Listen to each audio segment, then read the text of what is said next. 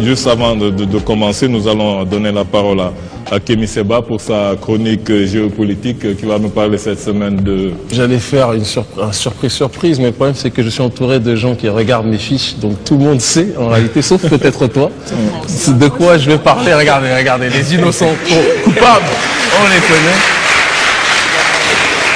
Après il y a 2 semaines, on avait parlé de la Mauritanie et je tiens, si tu le permets, Alioune, à répéter mon inconditionnel soutien aux populations opprimées de ce côté-là de l'Afrique. La chronique d'aujourd'hui va être dans une continuité idéologique, dans le sens où on va parler d'un concept que très peu de gens ont entendu. Certains vont même croire que c'est Kémy Seba qui l'a inventé s'ils n'ont pas fait de recherche par le passé. On va parler des nouvelles stratégies du dollarisme sioniste sur le continent africain. Lorsque je parle de dollarisme sioniste, certains vont nous dire « Kémy, de quoi tu nous parles ? Le sionisme est une idéologie propre à Théodore Herzl au Moyen-Orient, en Palestine, de rapatriement de la population juive dans une terre qui était la leur selon les écrits saints, etc. » Il se trouve qu'une personne du nom de El Hadji Omowale, je ne demande pas à vous ce que peut-être... Est-ce que tu peux me dire qui est El Hadji Omowale, mon grand frère Ali? En tout cas, son nom, ça sonne nigérian. Je suis tellement content d'avoir réussi à ne pas... Une réponse émanant de mon frère Alioune. Pour une fois, d'ailleurs, ça s'applaudit. Ça s'applaudit. Il y a beaucoup de choses que je sais. On va fêter ça ce soir avec un Tchépoudienne géant. Non, parce que les 3 quarts du temps ici, là, les réponses, on l'appelle Aliounepédia. C'est le nouveau Wikipédia local. Mais sur ce coup, il n'a pas trouvé. Eh bien, El Hadji Omowale n'est rien d'autre qu'un certain El Hadj Malik El Shebaz, autrement connu sous le nom de Malcolm X. El Shebaz, je connais. Voilà, El Hadji Omowale, c'est le nom que les Nigérians lui ont donné lorsqu'il était passé. Oui, mais ça, tu l'as su parce que tu es allé faire des recherches. Mais si tu m'avais demandé El Hadj Malik Shebaz... Tu sais que bon, je vous donne même un petit rappel, c'est que les cercles panafricanistes de la diaspora, la plupart du temps, comme ils ne veulent pas être dans un côté religieux ou autre, préfèrent toujours prendre ce nom de El Hadji Omowale, même si c'est un nom musulman aussi, mais Omowale signifie en Yoruba l'enfant qui est retourné au pays. Voilà, c'était ça quelque part le titre honorifique qu'on lui avait donné, mais bon bref. On est en train de se concentrer sur Malcolm alors qu'en réalité la problématique est beaucoup plus complexe que ça. Dans un article caché par Hollywood lorsqu'il nous parle du film de Malcolm X et de Spike Lee, etc., en date du 17 septembre 1964 dans la Gazette égyptienne, le frère Malcolm El Hadji Omowale nous donnait une réflexion quasi prophétique. Je pense pas que Malcolm avait raison sur tout, comme on n'a pas raison sur tout nous autres aujourd'hui en ces temps présents, mais c'est quelqu'un qui est un grand visionnaire. Et sur cet aspect du dollarisme sioniste, je vais vous lire rapidement un passage qui va nous permettre de nous projeter dans le présent. Il a annoncé des choses par le passé qui se réalisent plus que jamais aujourd'hui. Au cours du 19e siècle, c'est donc Malcolm qui part dans cet article, quand les masses ici en Afrique étaient grandement désinformées, pour certains analphabètes, il était facile pour les impérialistes européens, quand on dit analphabète, on ne parle pas en fonction de leur propre paradigme, on parle en fonction des langues occidentales. Ça aussi, il faut toujours le préciser en termes de paradigme, parce que les occidentaux sont peut-être analphabètes lorsqu'ils viennent essayer d'apprendre un certain nombre de choses chez nous. Il faut toujours qu'il y ait quand même un parallélisme qui puisse s'opérer. Il était donc facile pour les impérialistes européens de gouverner avec la force et la peur dans cette ère présente d'éclaircissement. Les masses africaines, en ce début de XXe siècle, dans ces années 60, se réveillent et il est impossible de les tenir bien en main avec des méthodes archaïques de violence du XIXe siècle. Les impérialistes ont donc été contraints de concevoir de nouvelles méthodes. Vous allez voir à quel point il y a un pont de liaison avec les réflexions d'aujourd'hui, d'accord?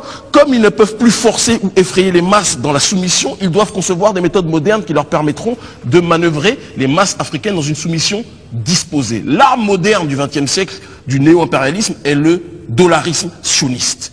Les sionistes ont maîtrisé la science du dollarisme, la capacité de venir en se faisant passer pour un ami et un bienfaiteur, en apportant des cadeaux et toutes les autres formes d'aide économique et d'offres d'assistance technique. Ainsi, le pouvoir et l'influence des États-Unis et de leur premier allié, en l'occurrence Israël, dans beaucoup de nations africaines nouvellement indépendantes, est vite devenu plus inébranlable même que ceux des colonialismes européens du XVIIIe siècle.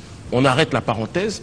On se pose des questions et des réflexions dans ce monde en changement, en pleine mutation, ce début du XXIe siècle, en reprenant ce concept de dollarisme sioniste. Donc dollarisme, on n'a pas besoin d'expliquer la puissance et l'instrumentalisation du dollar pour financer un certain nombre de projets. Sionisme parce que la grille de lecture géopolitique idéologique des faucons américains est bien évidemment alignée sur la pensée de la logique matricielle des faucons sionistes du côté du Moyen-Orient. Eh bien, lorsque l'on analyse, et on va reprendre, je demandais à ce que mon cher frère Hamza nous place le portrait d'un certain Gene Sharp, G-E-N-E, Sharp, S-H-A-R-P, d'accord? Ce Gene Sharp était un théoricien de ce que l'on appelait un théoricien américain, d'accord, qui était dans une démarche de vouloir étendre l'influence justement de ce dollarisme partout dans le monde, faire en sorte que les régimes dans la planète soient alignés sur la vision géopolitique des États-Unis. Il a créé un mot qui est un contresens à lui tout seul, mais qui en réalité dans les faits se matérialise,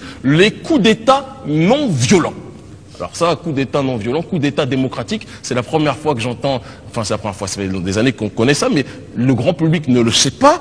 Et ces coups d'État démocratiques, donc, se font en étant dans une démarche de coopter aujourd'hui des gens dans la société civile, en finançant un certain nombre de projets sous l'étiquette de démocratie, sous l'étiquette de bonne gouvernance, sous l'étiquette de progressisme et du droit des minorités sexuelles. Par exemple, on nous vend le projet, le schéma de droit au mariage des homosexuels, etc. en Afrique. On n'est pas là pour parler d'homophobie haute. D'ailleurs, homophobie voudrait dire qui a peur de l'homme. C'est pas notre cas entre nous. Mais disons que voilà, la civilisation africaine, les sociétés africaines ont leur propre réalité. Et quand Barack Obama vient, par exemple, sur le continent africain, en tant que président des États-Unis, dire à Macky Sall ou à d'autres que nous devons accepter justement le mariage homosexuel, et que si on n'est pas dans cette démarche d'accepter, c'est qu'on n'est pas dans une modernité, on a envie de dire que leur vision des choses n'est pas forcément en adéquation avec la nôtre. Mais ils réussissent à financer un certain nombre de groupes qui par la suite vont être capables de tenter de bousculer, de perturber, d'accord, un certain nombre de régimes qui peuvent paraître hostiles aux États-Unis.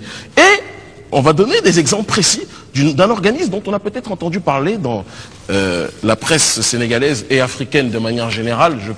D'ailleurs, j'adresse un petit bonjour à BBC Africa et aussi au journal Œil d'Afrique, qui ont parlé récemment de USAID. USAID, qu'est-ce que c'est? C'est un organisme américain visant à avoir quelque part des sociétés démocratiques dans le monde, des sociétés ouvertes dans le monde et qui sont dans une démarche... Si on dit plutôt USAID, on comprend plus. Voilà, ok, c'est vrai, excusez-moi, c'est mon pseudo-accent Carrie qui parle. Pseudo, j'ai bien dit. Donc USAID, les gens en effet comprendront beaucoup plus. Et leur démarche est quelque part d'avoir des sociétés ouvertes, d'avoir des sociétés, des régimes quelque part qui sont dans une vision qui ressemble à la vision des États-Unis. C'est de bonne guerre, hein. Certains ne vont pas scier le banc sur lequel ils sont assis. On n'est pas là pour être dans une victimisation. J'avance parce que le temps passe et j'ai toujours 10 minutes top chrono, on le sait, pour énoncer que ce USAID qui fait la pluie et le beau temps en Afrique, on a entendu récemment au Congo. Alors certains ont applaudi à juste titre que des jeunes s'organisent. Il y avait le groupe Filimbi, le groupe Ballet Citoyen, il y avait même les gens de Y'en a marre. Tout le monde sait que je ne suis pas forcément d'accord avec tout ce que font ces frères-là, mais ça reste des gens de notre famille et nous ne devons pas tomber dans le piège de l'opposition entre frères. Mais ils avaient donc organisé une conférence, un événement pour quelque part lutter.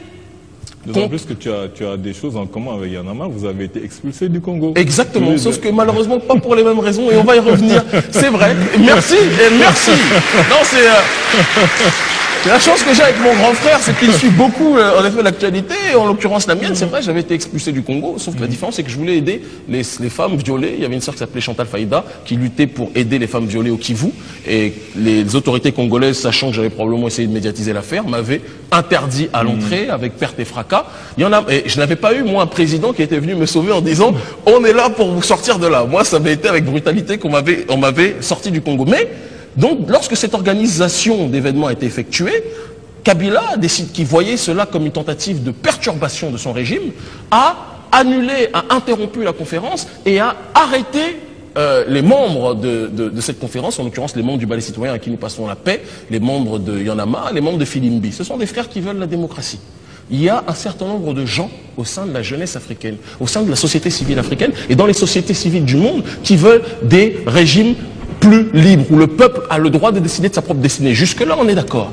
Mais là où il y a une perfidie, on va revenir sur la réflexion de Malcolm X, c'est qu'aujourd'hui, des gens honorables, des masses populaires, sont quelque part touchées, séduites, parfois cooptées par USAID, excusez-moi, et d'autres organismes américains qui voient dans ces cibles potentielles une possibilité de quelque part changer le curseur de révolte de la population. Auparavant, la population était dans une démarche de révolution, changer complètement le système. Aujourd'hui, la nouvelle stratégie, c'est de changer le marionnettiste. Mais changer la marionnette, excusez-moi, mais pas le marionnettiste. On ne change pas le système.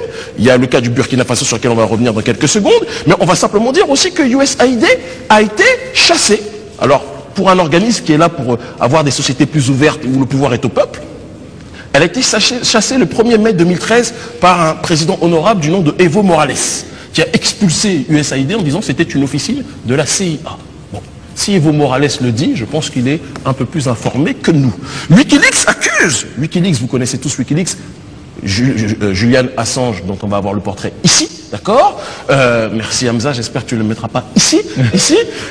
Julian Assange a dénoncé dans un câble le fait que USAID était connu pour être, d'accord, un organisme qui participe au changement et à la déstabilisation de régimes qui sont hostiles à la démarche d'hégémonie américaine.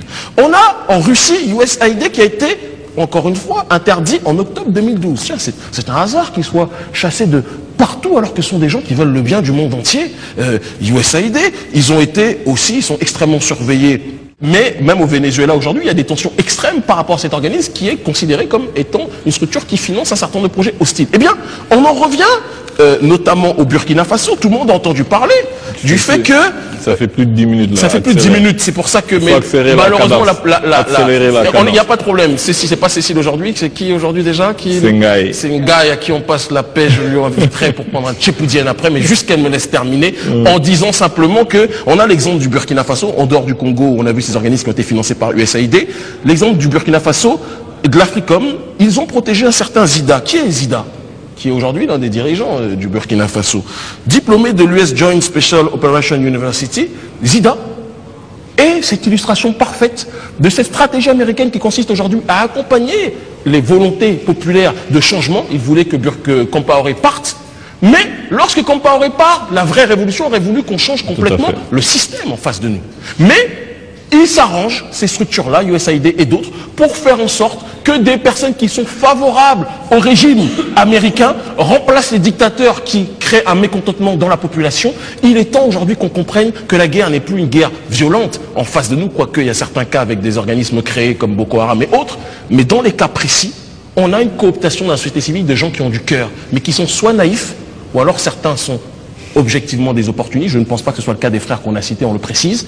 Et il y a un véritable danger. Il est temps que les Africains fassent preuve d'observation, d'analyse, de profondeur géostratégique pour qu'on soit capable de se défendre. La nouvelle stratégie, c'est de détourner l'attention de nos jeunesses pour qu'on ne change pas le système de prédation impériale aujourd'hui, mais qu'on change simplement les marionnettes. On doit changer les marionnettes, sinon on ne s'en sortira pas. C'était la chronique géostratégique du jour. Merci infiniment de nous avoir écoutés.